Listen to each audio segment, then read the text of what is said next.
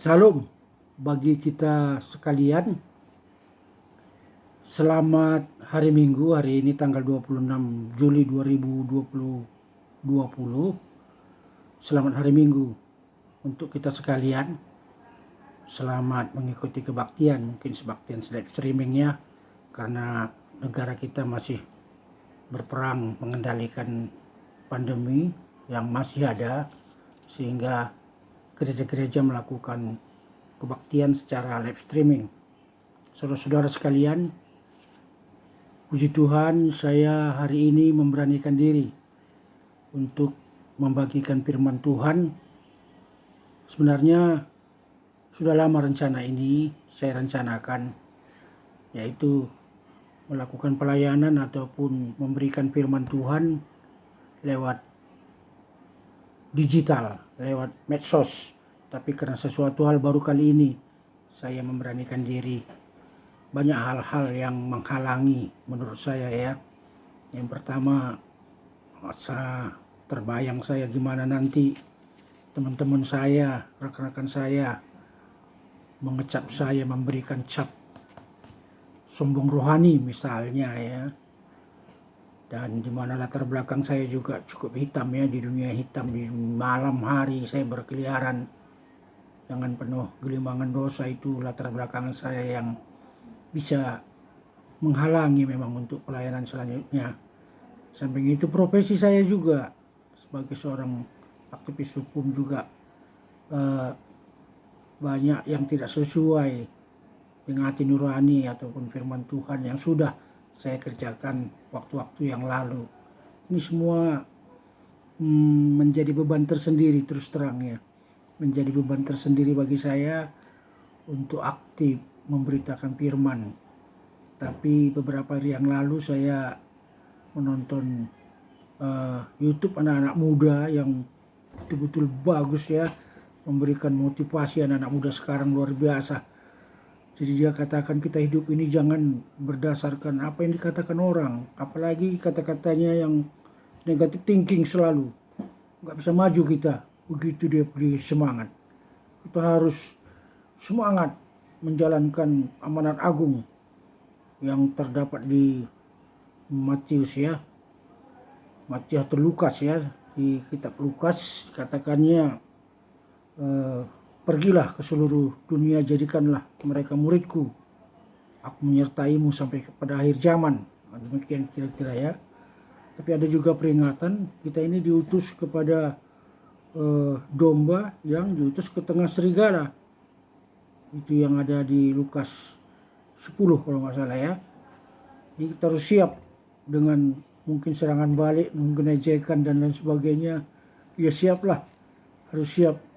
Dan itu sebabnya saya memulai memberanikan diri. Hari ini saya memberanikan diri. Ini perdana sekali saya mau memposting firman Tuhan lewat medsos secara berdurasi nanti. Tapi singkat-singkat saja durasinya. Baiklah, akan saya mulai, tidak panjang lebar. Saya mulai memberikan firman Tuhan dan sedikit ulasannya. Yang pertama ini saya ambil dari Matius 7 ayat 7 sampai 11. Di dalam nama Yesus demikian firman Tuhan. Matius 7 ayat 7 sampai 11. Mintalah, maka akan diberikan kepadamu. Carilah, maka kamu akan mendapat.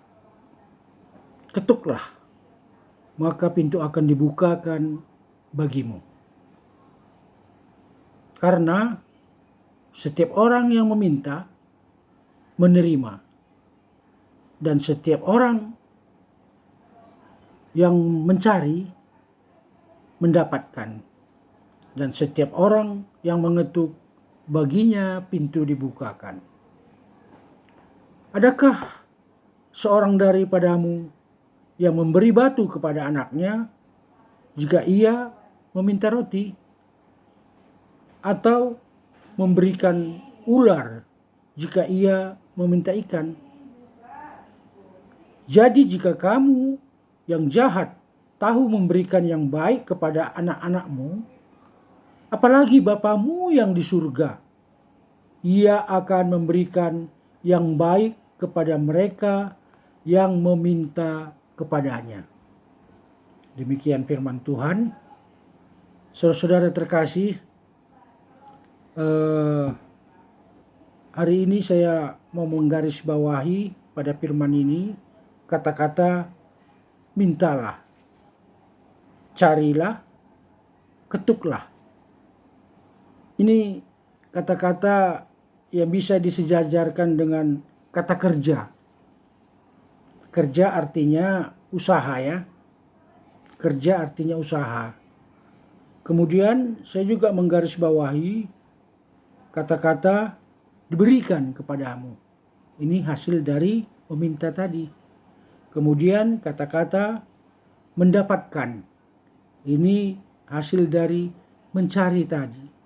Kalau kita mencari, mendapatkan. Kemudian kata-kata dibukakan bagimu.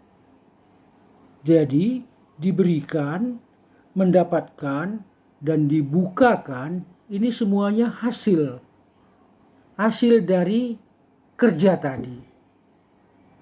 Artinya apa? Kalau kita ingin mendapatkan hasil, ya harus bekerja. Semakin bekerja keras kita, semakin baik hasilnya.